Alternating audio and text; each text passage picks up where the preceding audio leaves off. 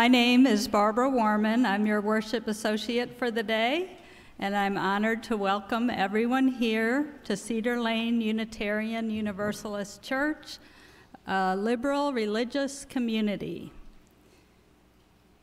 I want to draw your attention to your insert in your order of celebration. We're not going to call out everything in here. Lots of good stuff happening today and around our community in the next few months. Please take a look at it, participate as you will, and we are excited to have you here today to join us in the lounge after service. Welcome to this free congregation. We worship in the spirit of truth and the fellowship of love. We serve one another and others with faith in the right and hope for a better day for everyone.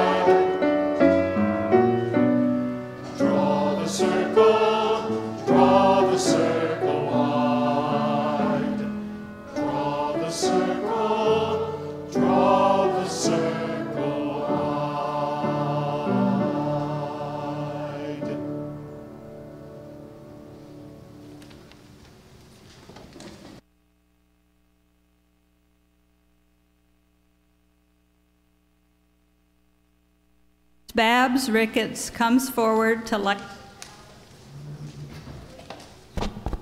Please rise in body or in spirit and join me in reading the chalice lighting words written in the order of celebration.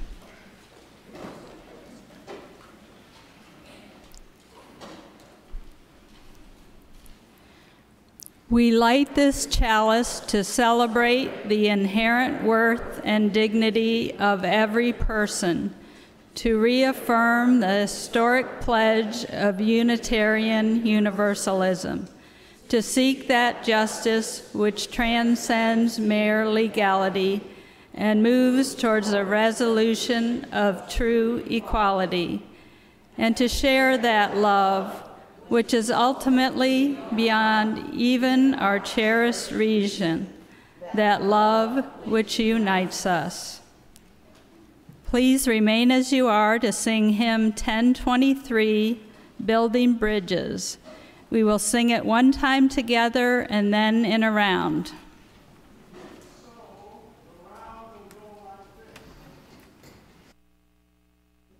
It's bigger than this side.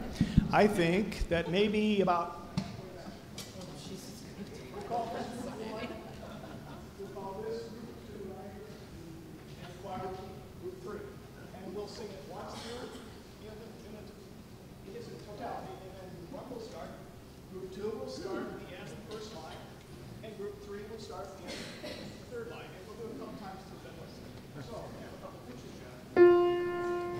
and we sing together.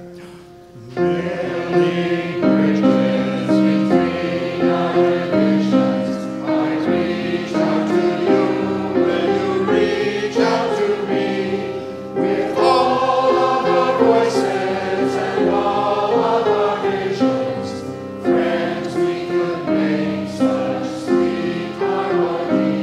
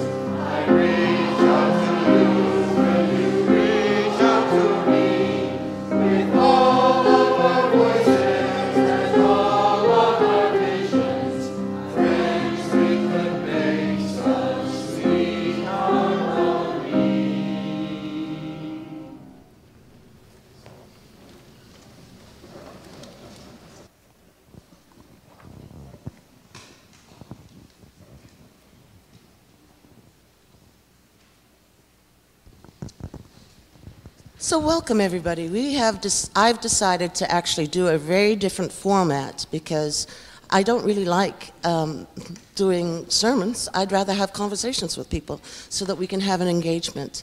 So I want us to welcome our two guests. We are highlighting the new book that has come out with people of color and their lay voices about their experiences in Unitarian Universalist spaces. So we have here Takiyah Amin and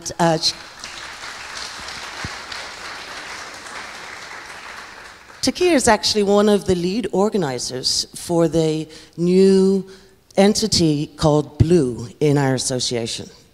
And Yuri Yamamoto is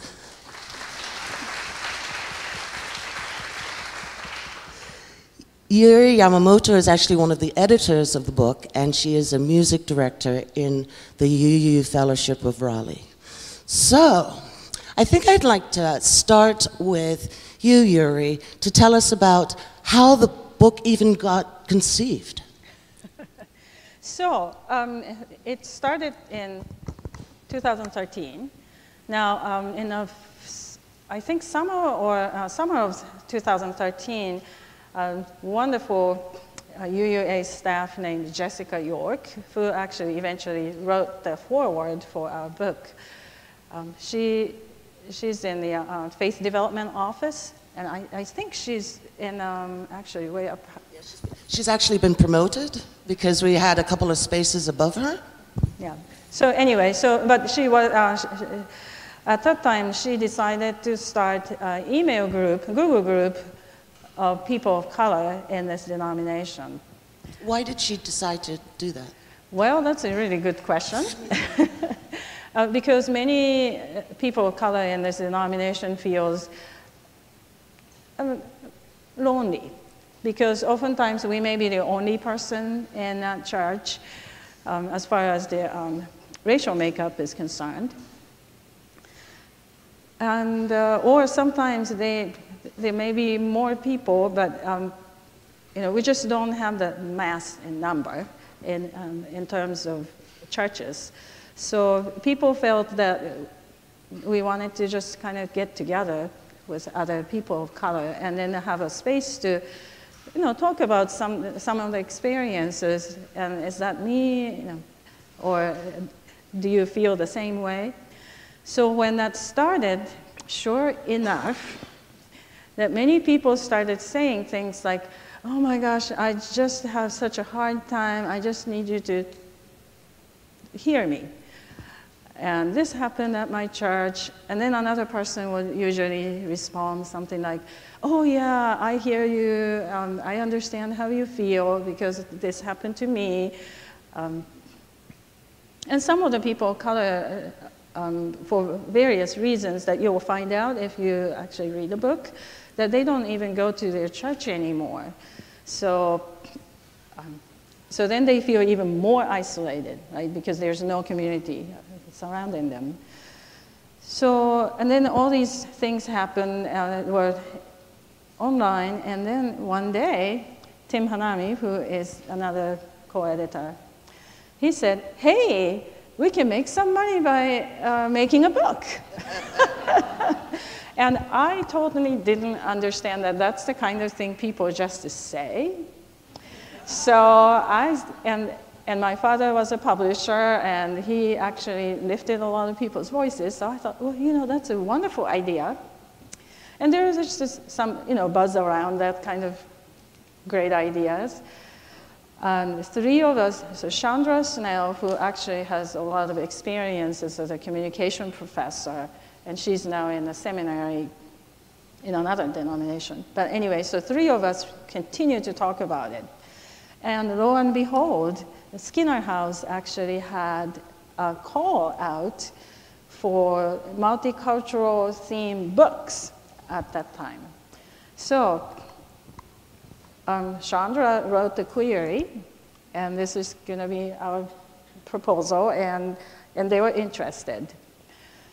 And that's how it started. Great.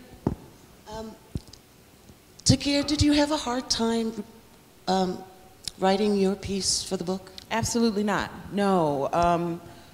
I think that one of the challenges in Unitarian Universalism is that we have not done the work as a faith enough to amplify the voices and experiences of people of color within our faith. And I think that in that absence, Unitarian Universalism gets rendered as a white religion, as, you know, this is the good white liberal folks' religion, and people of color are sort of guests in this house.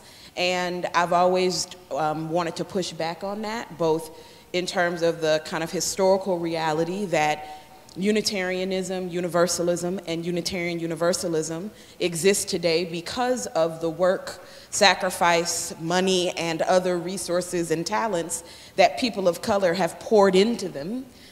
From their earliest iterations, that has been true, and it is still true. And I also thought that it was important to create something that could be sustained. I mean, as an academic, I write professionally as a part of my work, and I understand the importance of having a lasting publication or project that people can later reference as a kind of testimony. So I was really grateful for the invitation, and it was really wonderful to kind of shape that narrative and know that it was going to be alongside other really wonderful stories too. Terrific. I'd like to ask you, how do you identify ethnically, or what do you call yourself? So that's been a real journey, and part of it is in my chapter in the book. But today I identify myself as an Asian American and also genderqueer. Are you asking me to? I consider myself, you know, the identity question is often layered, but I'm an African American, and what that means to me is I'm a person of African descent who has deep roots in the U.S. South as a result of the transatlantic slave trade. So I see myself as an Afro-descended person. I identify racially as Black, and I'm really glad about that. What part, can you give us some examples of what you're glad about being Black? Oh, how long you got? I mean, being Black is dope. I mean, I guess what I would say, and I should particularly in this space, I think it's important as someone who identifies as a black UU, right? So people will say to me, you know, well, does it have to be black? And I'm like, well, for me it does. I've never had the experience of being black and then being something else 15 minutes later. Like when people say, well, are you black first or a woman first? It's like they are concurrent experiences for me. And as a Unitarian Universalist, my experience as an Afro-descended person is something that I bring to my understanding of this faith and my expression of this faith. And I think that's a good thing. So for me, this is a very interesting question, because when I saw your chapter draft coming in, and then you said, I'd love to be black, right? And at that time, I thought, well, that's wonderful. But I was just right up here, and I'm really not thinking about my own thing. But if you read my chapter, I really, there's so many things I hated about Japan, okay? And then that's one of the reasons I wanted to stay here after I came to this country. I didn't come here to become an immigrant, but I ended up in staying. And my path was, so as an immigrant, I thought, and then I started graduate school when I came here. I thought, if I just become a real American, I'd be successful in this country, because it's a land of freedom, and I didn't get any cues, cultural cues. I mean, I was just completely out there, not realizing that there were some cultural norms in this country. So I thought, I just need to get real American. And in retrospect, that meant a white, educated, well, I was in academia, so educated and perhaps middle class, and spoke in certain ways. And I really pushed that very hard. I came here not being able to say anything and then to be understood. And I had many experiences of, today I would call marginalization, but I thought it was all my fault. And if people talk about something about Japan, you know, I think back in the 80s and 90s, there were more and more businesses going to Japan, and there were complaints about how Japanese companies have business meetings, and then there seems to be like it's not going anywhere. They waste all that time, and then I'm like, yeah, it's so terrible over there. And or if somebody comes up to me and says, you know, I read that the Japanese kids are all so wonderful, and the education system is superior than here. And this one, I still believe that I don't believe that, because in Japan, there are dropouts. There are schools, high schools, where teachers have to teach third-grade materials. So I knew that. So I said, no, that's not true. But how much was it coming from, like, I want to believe I came to the right place, and this place is just all better. I noticed in the book there's a subtitle, Stories of Struggle, Faith, Courage, Love and Faith. So what has been the struggles around your identity in terms of color have you seen in our faith? Well, so I did mention that we actually, in conversation with Skinner House, and you'll quickly find out that we did not publish with Skinner House. So that was one of the struggles. Can I ask why? Well, so now we did try to push their expectations for what the book should look like. So there was the thing about each essay needs to be about 4,500 words. And immediately I had a reaction. Now I'm a former academic, so I can do that. But well, that's limit the writership and readership right there. I mean, who wants to write that, and who has time to even write that, and who wants to even read that stuff, right? And when we are talking about multiculturalism, you don't put us in a box.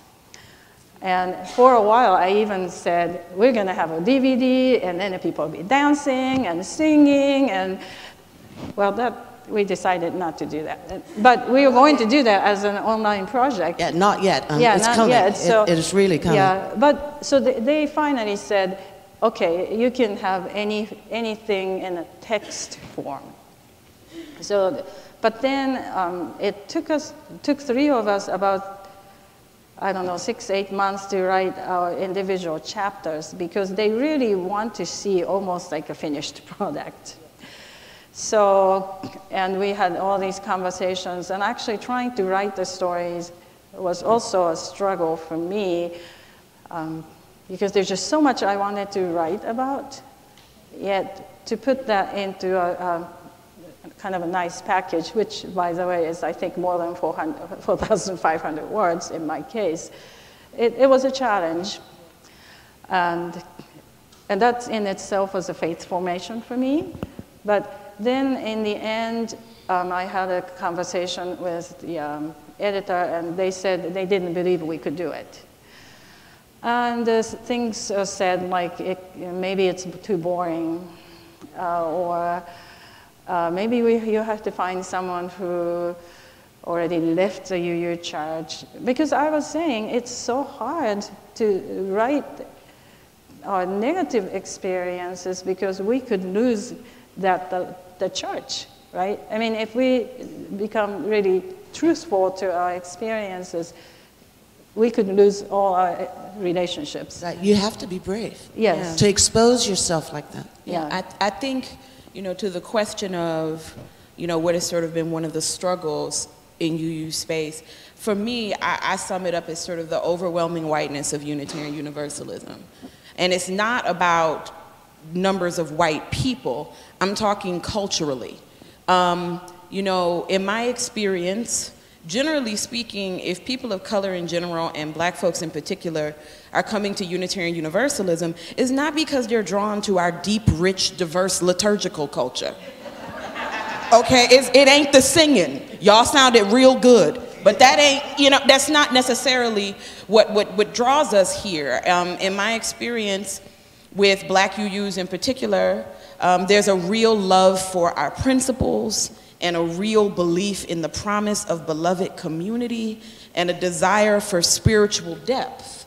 That's not the same as the sort of country club mentality that I run into with a lot of white Unitarian Universalists who talk about being in UU church or a fellowship as a way to just be with like-minded people and sort of have a social environment. Those needs are not the same. And so as a person of color, when I have articulated different needs in UU spaces, or even expressed myself in a faith space in a way that was outside of kind of the dominant formulation, the message that you get is that you're doing Unitarian Universalism wrong. Even though we say we don't have dogmas and creeds, there's this sort of underlying sense of the right way to do Unitarian Universalism, which is embedded in a white Anglo-Saxon Protestant cultural schema. And so I have had the experience and also been with other folks of color who have had that kind of tacit message sent to them that the way you're doing Unitarian Universalism, you brown person, is the wrong way to do it, and that the right way is the white way, is the dominant way that our faith is engaged, examined, and expressed. And that's a real struggle, especially because I'm a Unitarian Universalist. I've tried to be some other stuff. I come from a multi-faith family, but the truth is, I am a UU. That is who I am. That is my faith identity. It is the faith that is embedded in my spirit, and is the faith that I proclaim. And my understanding and expression of that doesn't fit necessarily always within a dominant cultural formulation, but it doesn't mean that the way I am living my faith or understanding it through my experience as an Afro-descendant black woman in the US is wrong. Terrific. Oh, wow. Let's take a break here.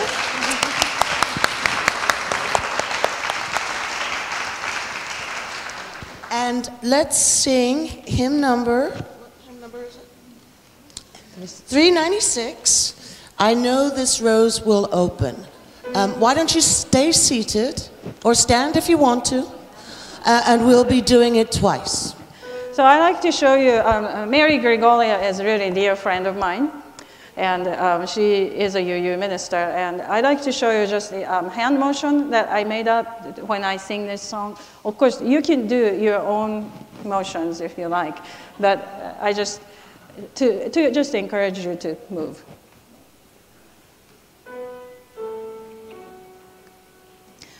I know this rose will open.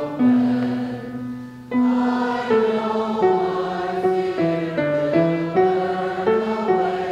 I know my soul will unfurl its wings. I know this rose will open. I know this rose will open. I know my fear will burn away. I know my soul will unfurl its wings. I know this rose will open. Thank you, thank you, thank you. So let's continue the question and answer / conversation. What nurtures you in Unitarian Universalism? Oh, that's a good one. Yep. So many things. I think one of the things that nurtures me in this faith is having opportunities to connect with other UUs of color. At General Assembly this year, I love GA. It's one of my favorite things. I love everything about it. I love the banner parade, love going to the exhibit hall, love seeing all of us. But it was really important to spend some time in Black Lives of Unitarian Universalism hosted an explicitly Black healing space. And DRUM, Diverse Revolutionary Unitarian Universalist Multicultural Ministries, had a people of color only space. And it was really important for me to spend time in those spaces. And you know, it's always interesting to be in UU spaces and hear white UUs critique those spaces. Well, you know, I think it's racist. Why do they need to be separate? What are they doing in there? And I think to myself, you know, you never say that about the Women's Moon Circle. You know, you don't have a problem with that. The reality is, you know, if you had come into those spaces at any given time, you might have seen anything. You might have seen people resting. You might have seen people eating or doing yoga. You would have seen children playing. You would have heard people singing. You would have heard people praying. Sometimes we need spaces within this faith to just be together, particularly in this political moment where surveillance feels so high. And so I feel really nurtured sometimes to be with other folks of color who are also in my faith community, especially when negative or tragic things happen and I need to be held in those moments. I want to be with folks of color, but I don't want to have to explain Unitarian Universalism in that moment. And it's sometimes hard to be with white UUs who then don't understand my particular experience as a person of color.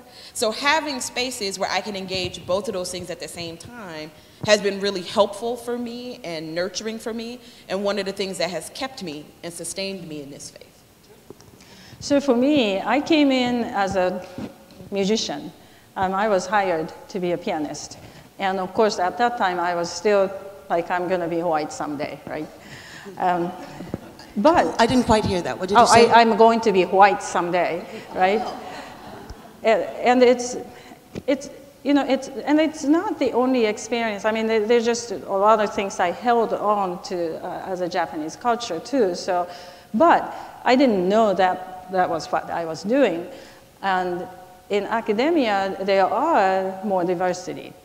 And so then when I switched over to UU, it was just so overwhelmingly white. And people would say lovingly things like, oh, these songs are 60s, 70s folk songs. Does that ring the bell to you? everybody knows these songs. Everybody loves these songs except you. And then as a music director, music person, I felt really that was my fault. And then that was, but it was all said with love. I mean, they weren't like, you're going to be fired if you don't know these songs, but it would be always kind of a struggle because I said, yeah, I think we should provide the lyrics. Oh, everybody. And then there's just all kinds of you myth. Now, I love organ, and I love to see your organ here, but down there in the South, people would say things like, oh, Unitarian Universalist hates organs. I believe that. I mean, I believed everything they said, and I internalized a lot of these things. But at the same time, I didn't know anything about the faith, and then I went in. Do we have a time for a little story? Sure. Okay. Sure. So when I was hired, just before I was being hired, a minister wanted to talk with me.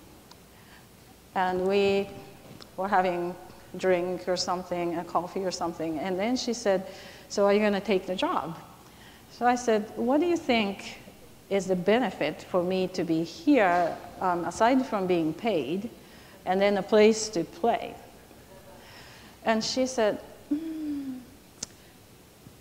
you get free sermon every Sunday.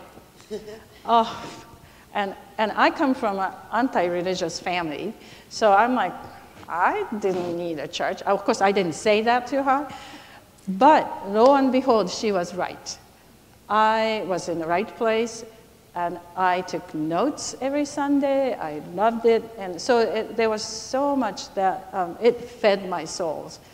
And the funny thing is, my racial identity crisis, and when I suddenly became Asian American, happened at the GA.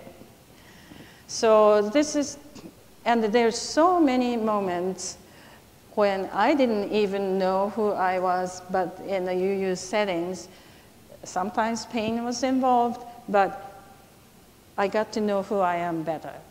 So that part was really amazing to me, even though I was on the fence about the faith for a long time. Can I ask, how do you deal with the faith? I mean, the pain. You know, Takiyah said, you know, her black-only space helped her. Are there places that you can find refuge? And because I think everybody needs that to refill their soul. Mm-hmm. I mean, maybe that, or spirit, or, you know, energy, and, you know, drive to go on. You've got to be able to fill, to give. So where did you So one of the things was the people of color space, and as a professional, I am part of the Finding Our Way Home retreat, which happens once a year, and I was one of the two people as a musician that was kind of experimentally. I think you have to explain Finding Your Way Home. Oh, okay. So Finding Our Way Home is a retreat for the specifically UU professionals of color. That happens in the springtime. We get together about 3 or 4 days in some location, and then UUA pays most of the cost. So, and I was one of 2 musicians who were invited experimentally, I think, to welcome musicians into the group. And I walked in, and it's like, oh, I didn't realize I could feel so relaxed, because especially because of my background of wanting to be white, so I was always kind of like, right? So it was just wonderful, and in that space, I actually learned that the ministers are human beings. And so there's just a lot of good things, but also over the course of years, I picked up improvisation as my spiritual practice. So. Terrific. It's an interesting, because I was at the very first meeting of Finding Your Way Home, because initially it was conceived for just ministers of color, but I knew the person organizing, and I begged and begged and begged because I was a seminarian. I wanted to be in the room and just, you know, soak up everything. And as a result of that, they widened the circle for seminarians, and then we widened the circle for Unitarian Universalist religious educators, and then each time we widened the circle, the experience became richer and richer and richer, and then we expanded it to all staff anywhere that is a part of our UU faith, that identify as UUs of color. So that's just how it ended up, I don't know, kind of growing and adapting to the needs of the people, okay? I don't know what else, let me see. Let's take a break here, okay? Let's sing There Is More Love Somewhere, the first two verses, hymn number 95. And you can rise or stay seated.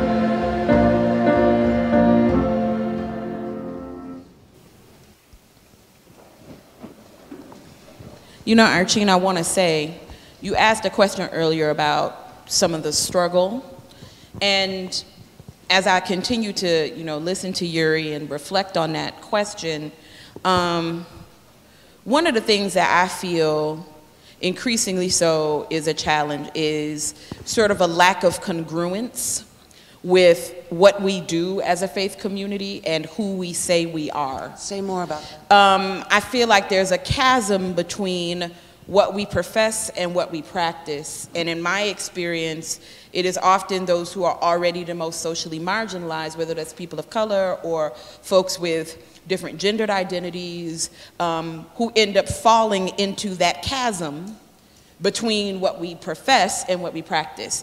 Unitarian Universalism historically has been a safe space and a refuge for particular communities. In the 60s, when our association came together, this was one of the few faith communities that really welcomed interfaith families. And that's something that we've continued to do, which I believe is a beautiful thing, interfaith and multi-faith families. This was also a haven for interracial and multiracial families. Sort of in its earlier iterations, that would often be sort of a black and white spouse combination, but we've continued to see that, and I think that's a good thing. But we talk about being a faith that values this notion of beloved community. But then our practices still tend to reflect a dominant, hegemonic, white kind of cultural schema. And so I almost wish we would just be honest. Do we really value beloved community, or do we want to hold on to kind of a white supremacist cultural context? I almost don't care what we say, just tell the truth about it.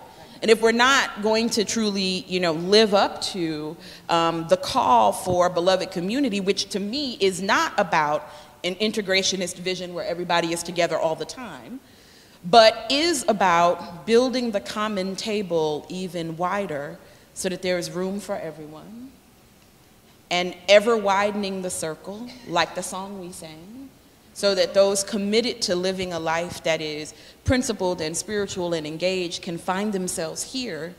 That's going to require that we do some things differently. That we do some things differently. Not just that we think things differently or say different words, or, you know, buy the UUs of Color book. You know, we can be, as a faith, sometimes very self-congratulatory. You know, I went to the anti-oppression workshop, I said the right words, I know 5 people of color. I mean, you know, we can be very self-congratulatory as a Cedar faith. just did the white teaching. Yeah, we did the white supremacy teaching, which is, you know, great, but it's not, it's about a consistent practice that aligns what you do with what you profess. It's living into that William Ellery Channing quote of your life speaking more loudly than your lips. And I'm at a point personally, and also in this faith, where I'm just like, well, let's get on with it. If you really do believe that everybody should be at that common table, and you really do believe in this notion of beloved community, then you need to really get busy with doing the work that sustains and aligns those beliefs, or just stop saying it. And it's interesting. You know. I had a chance to buy the book at GA, and I kind of consumed it.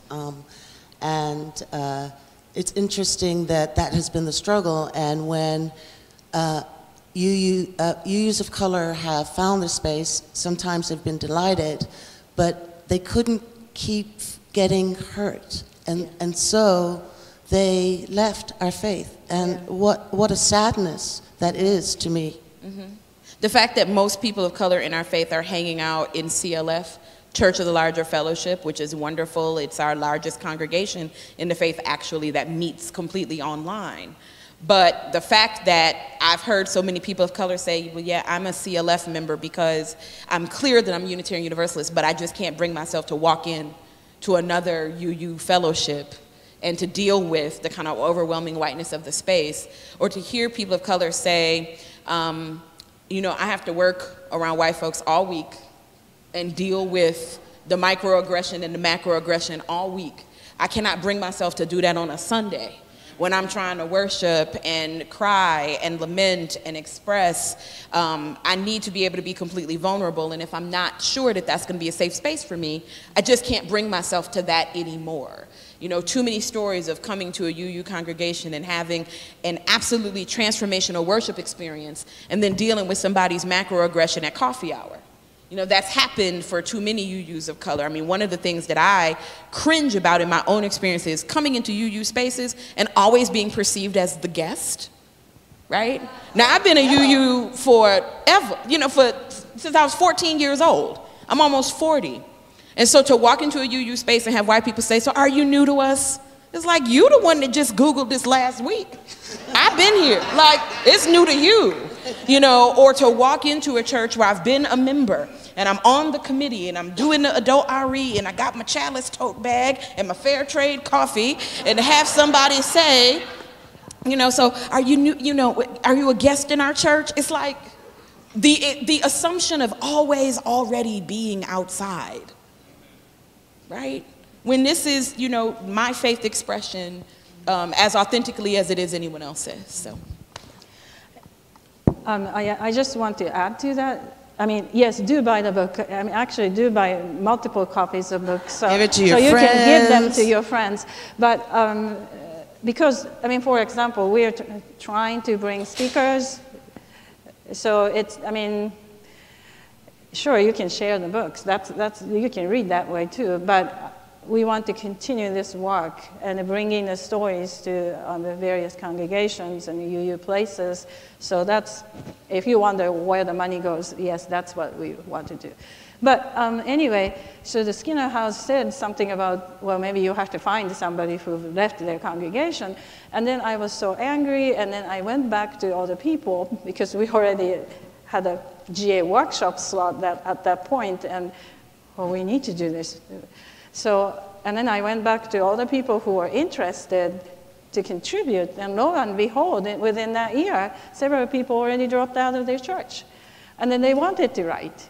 So we weren't looking for what's wrong with this faith kind of thing. It was more about sharing our stories, validating our own experiences, and the faith journey, how we found the UUism, how wonderful it's been, and how difficult it's been. It's not about, you know, all the wrong things that happened.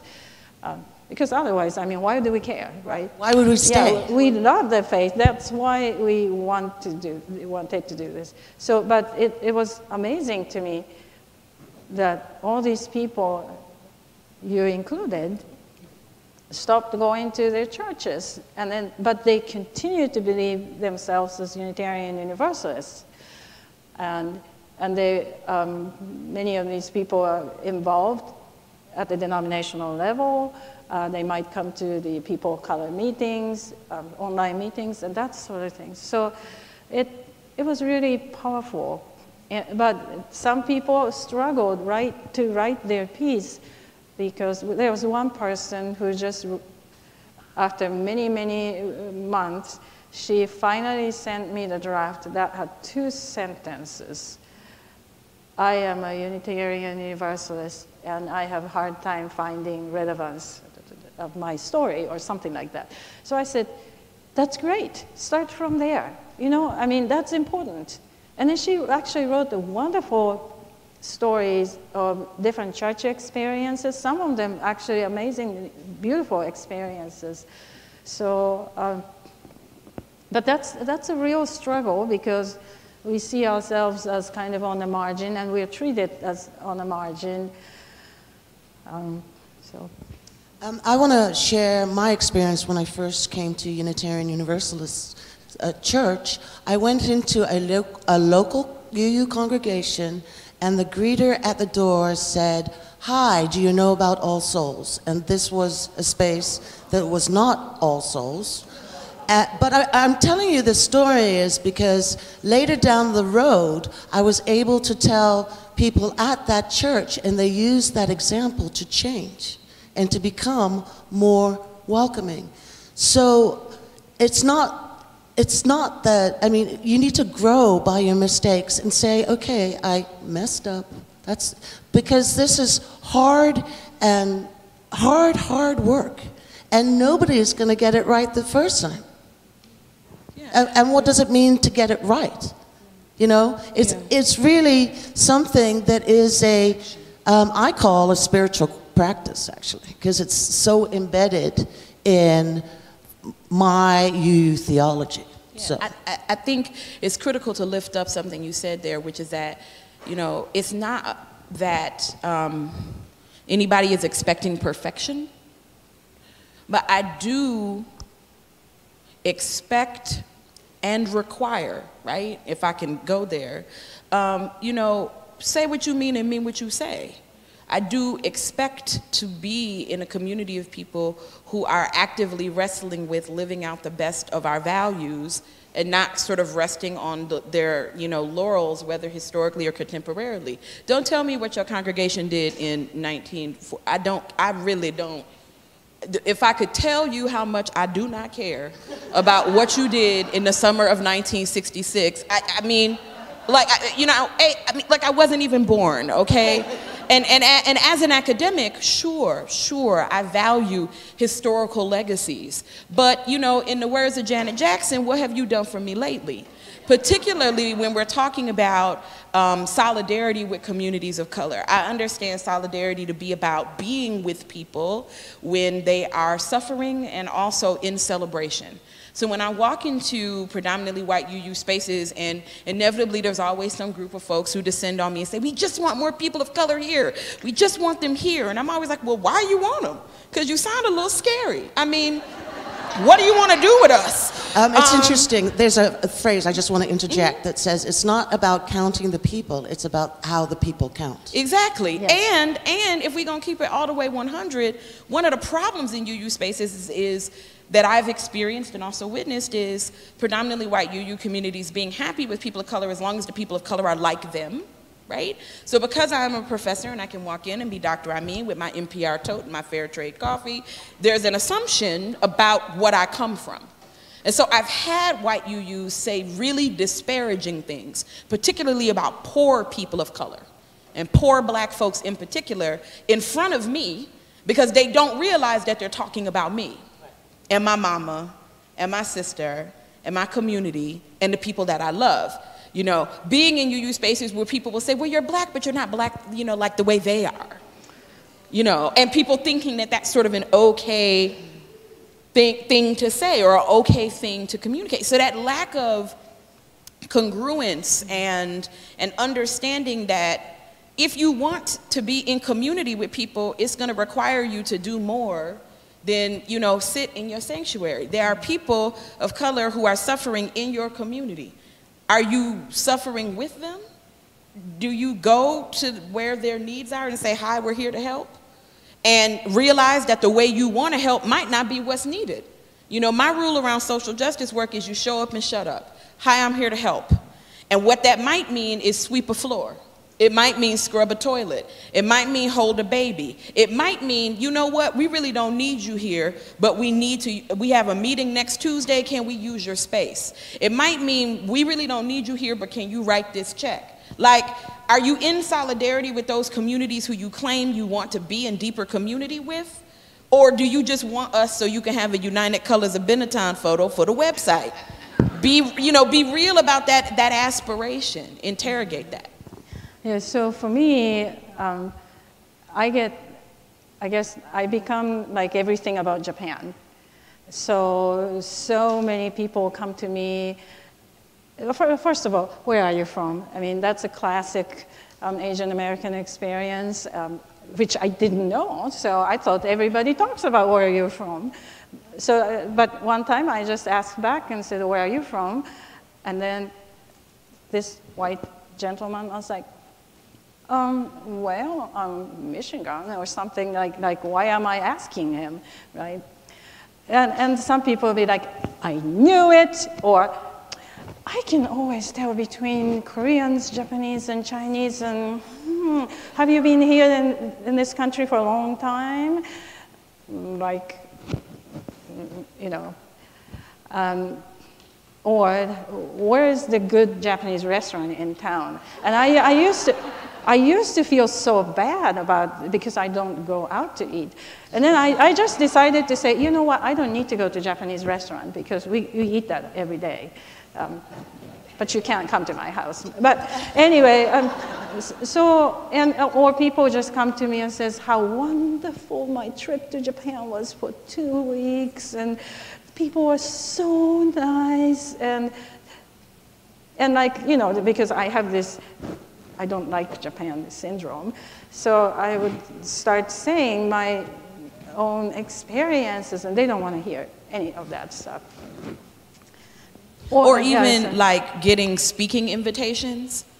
I will get flooded with invitations for Black History Month. And I try to tell people, I'm gonna be Black next month. I'm Black in July. You know, November also looks good. Like, you know, my experiences and the myriad things that I could be invited to talk about are relevant outside those, you know, those 4 weeks or whatever it is. Yeah. Don't forget the MLK Sunday. Oh, you got it right. Come for MLK Sunday. You know, we need you for that. And it's like, you know, right. And it's like, I can certainly be around during those times and be present, but I'm also, you know, I'm lovely to sit with in May. You know, August looks good too. Well, this has been a lovely conversation, and we are actually going to continue it and maybe go deeper after the service. So thank you all very much for listening in.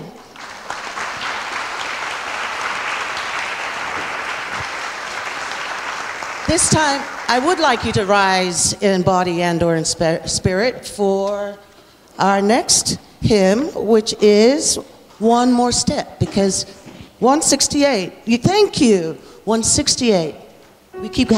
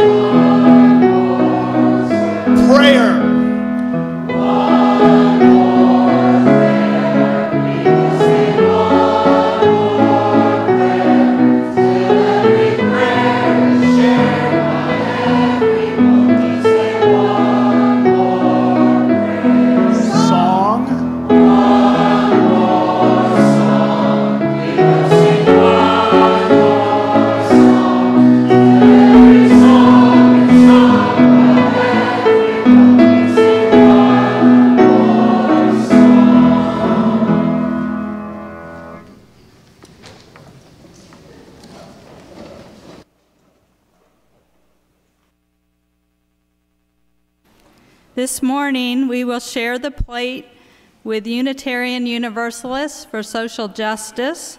John Gubbins is coming up to tell us more about that.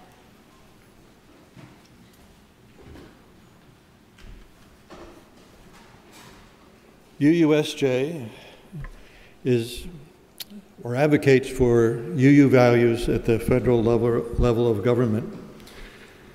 Racism at the federal level is not overt, but included in other subjects like law and order, war on drugs, combating terrorism, undocumented immigrants, and lately healthcare reform. People of color will be particularly harmed by rolling back Obamacare, and preventing that has been the focus of most recent trips to the Hill by the UUSJ Advocacy Corps. Some trips have been on immigrant issues. The UUSJ Advocacy Corps has about 40 volunteers. The second Tuesday of each month, they meet in a Hill cafeteria and then fan out across the Senate and the House to talk to legislative staff, often delivering constituent letters.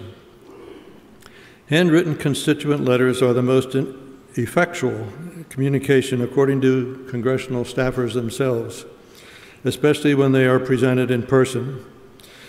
So the UUSJ Advocacy Corps wants to have a supply of relevant letters from constituents when offices of representatives and senators are visited by them. To do this, UUSJ has promoted letter writing campaigns in UU congregations across the country, and will do more through expanding relationships with UU for a Just Economic Community, UU Ministry for Earth, UU UN Office, the UUA, and the UU Service Committee. These relationships have started with regular Zoom meetings. UUSJ also coordinates UU participation in local and national witnessing events and marches here in DC, acting in coalition with other faith social justice organizations. To do all this, UUSJ needs paid staff, and that is why we need your support. Anybody who donates $40 or more today will, if you do it by check, we'll make you we'll have your name and address and can make you a member. And if you do it by cash, just let me know. I'll be in at the coffee hour. Thank you very much. This is a perfect example about what Takiyah was saying about putting our faith into action. What are you doing? Unitarian Universalists of Social Justice, UUSJ, is an organization that actually does that, and they need our help. So this morning's offering will be given and greatly received.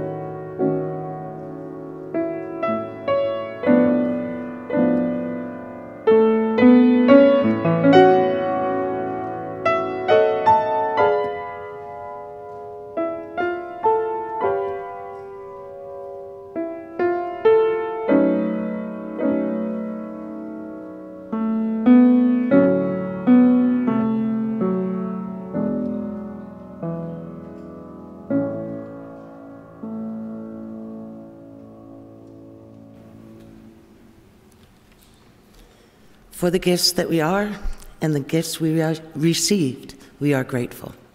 Will you join me now in the spirit of prayer? I wanted to bring Jessica York in the room, so this prayer is by Jessica York, because if it wasn't for her making space for UUs of color, this book may or may not have happened. This is not a prayer that you may find hope, for hope is a luxury that some cannot find and others cannot afford. This is not a prayer that you find more love in the world, though I hope you continue to feel love and send love to those near and far. I pray instead that you may find tools like a hammer lying half hidden in the grass, a roll of duct tape curled up and forgotten on a high shelf in the back of the closet, a wrench poking out at the back of a stranger's pocket. Take these tools and gird yourself. A hammer for justice, duct tape to hold together your broken heart, a wrench to grip and provide the advantage in applying torque to turn objects or turn the world. Take these tools and others you may find in places expected and unexpected. Take these tools and gird yourself for weeping that may last through the night, but the work begins in the morning. Amen. We will now have some silence. During the silence, those grieving a loss or commemorating an anniversary are invited to stand in mourning and or memory. And then after, we will be taken out of the silence with some music.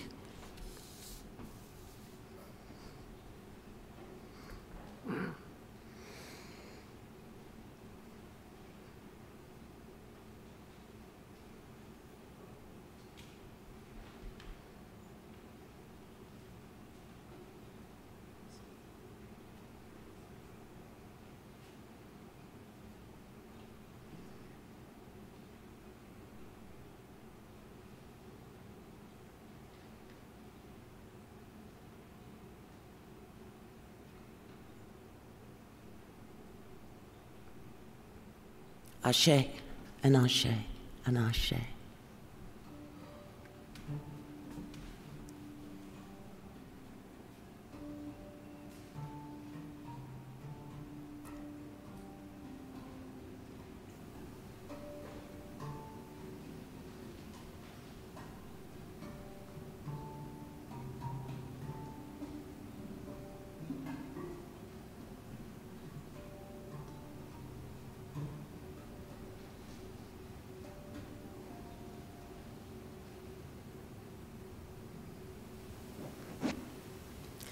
Please rise in body and or spirit for our last hymn, Life Calls Us On.